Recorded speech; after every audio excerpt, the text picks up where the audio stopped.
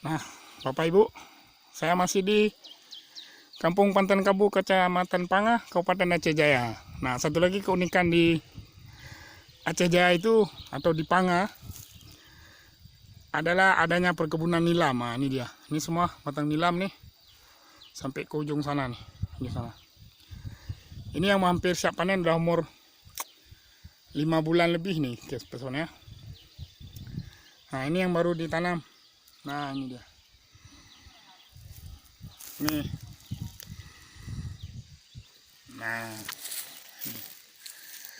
ini semua yang bersih ini sudah ditanami dengan nilam.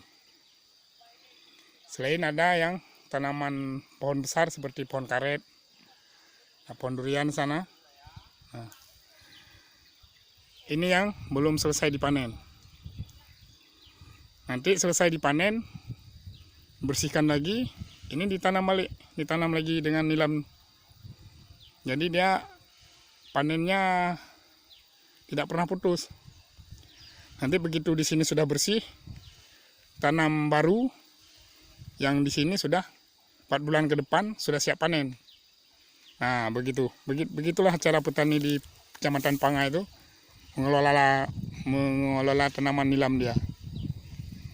Ya, oke, terima kasih saudara-saudara. Assalamualaikum.